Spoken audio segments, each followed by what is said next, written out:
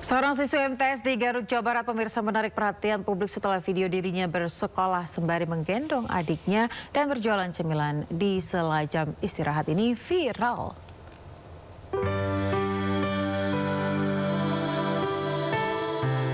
Seorang siswi kelas 7 MTS di Karampawitan, Garut, Jawa Barat menarik perhatian publik.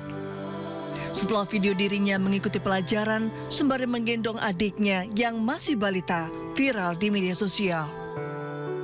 Tak hanya itu, di sela waktu istirahat, gadis berusia 13 tahun bernama Zulfa ini berjualan cemilan untuk membantu ekonomi keluarga.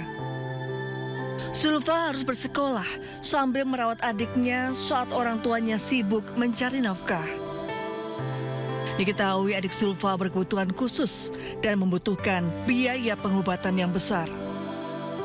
Karena itulah Zulfa membantu mencari nafkah dengan harapan sang adik tercinta bisa berobat.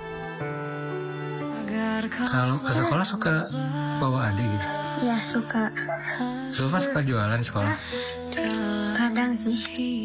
Kenapa Zulfa mau jualan di sekolah?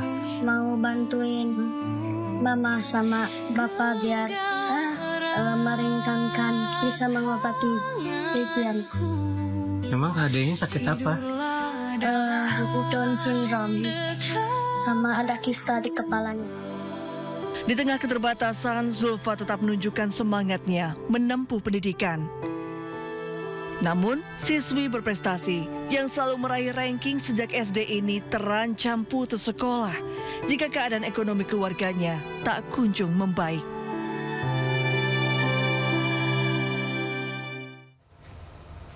Pemirsa, seorang siswa sekolah rakyat menengah atas kirim pesan penuh harapan kepada Menteri Keuangan RI. Ini juga terkait dengan hal serupa dengan berita sebelumnya yang membawa adiknya sekolah juga, yang banyak dari antara anak-anak siswa-siswi di Indonesia ini punya harapan penuh untuk bisa sekolah begitu ya. Iya, memang ini banyak sekali harus disyukuri gitu ya, untuk mereka masih bisa bersekolah, fokus gitu. Kalau melihat yang tadi juga kan, dimana tidak terbayangkan juga oleh kita pastinya ya, harus belajar begitu sembari mengurus adik yang memang berkebutuhan khusus juga notabene-nya, lalu juga berjualan begitu ya. Betul sekali ya, kita berharap yang terbaik ya untuk adik tadi supaya bisa melanjutkan sekolahnya. Nah, kalau siswa yang satu ini, kalau tadi dibilang dia menyelipkan surat, di mana surat ini berisikan semangat dan juga ucapan terima kasih kepada Menteri Koboi Purbaya.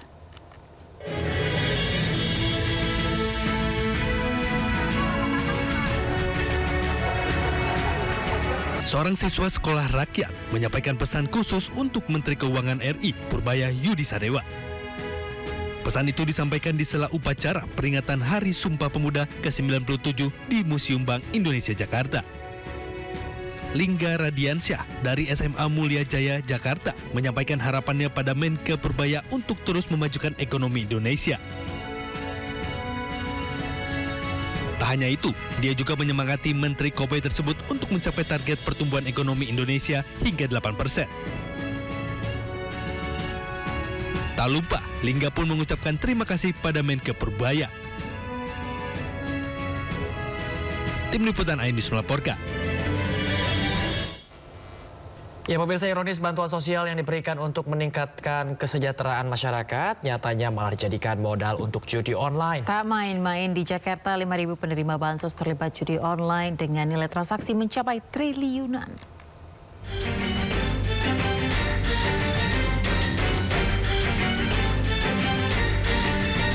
Pemberian bansos sejatinya untuk menanggulangi kemiskinan dan membantu memenuhi kebutuhan sehari-hari. Namun sayangnya banyak yang menyalahgunakan bansos dari pemerintah untuk judi online. Di Jakarta sendiri ada 602.000 warga Jakarta yang terlibat judi online. 5.000 diantaranya tercatat sebagai penerima bansos. Nilai transaksinya mencapai 3,12 triliun rupiah. Pemerintah Provinsi Jakarta pun akan mencabut penerima bansos yang terlibat judi online. Nah, ini 5.000 diantaranya diduga penerima bansos. Sedih Pak Asep. Terpaksa kita cabut ini. Kita ngeluarin anggaran untuk subsidi bansos buat KJP, KJMU, BPJS. digunakan, memang nggak semua. Yang kita keluarkan itu misalnya ke KJP 700.000, KJMU 600.000, tapi masih ada sekitar 15.000. Akhirnya uang kita ini, uang bansos ini larinya ke judi online. Nah ini prihatin kita.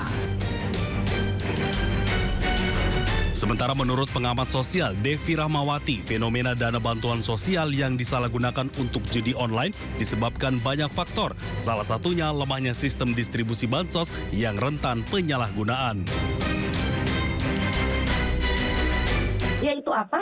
Semua orang melihat ini bukan sebagai salah, tapi justru sebagai kesempatan untuk meningkatkan taraf hidup. Bahkan yang paling menarik dari riset global menunjukkan orang ketika sudah merugi di judi online, bahkan bukan malah larangannya. Nah, ini satu hal yang memang perlu sangat serius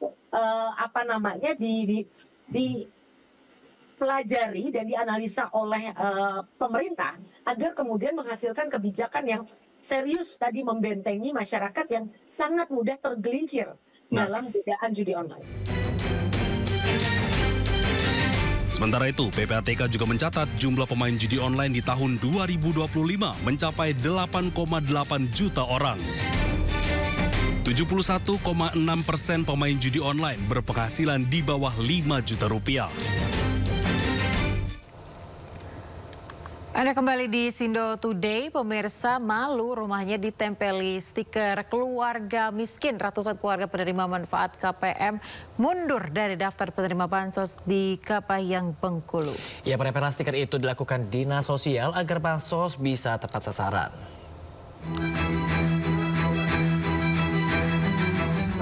Petugas mendatangi satu persatu rumah warga yang masuk dalam daftar keluarga penerima manfaat KPM dan mendapat bantuan sosial bansos di Kabupaten Kepahiang, Bengkulu. Kedatangan ini untuk memasang stiker keluarga miskin di bagian depan rumah. Sontak ratusan warga yang tidak ingin rumahnya ditempel stiker itu memilih untuk mundur. Sementara itu, Kepala Dinas Sosial Kabupaten Kepahiang, Helmi Johan, menyatakan jika pemasangan stiker ini agar penerima bansos pemerintah bisa lebih tepat sasaran. Selain itu juga sebagai bentuk pendidikan agar bantuan benar-benar diterima bagi yang berhak.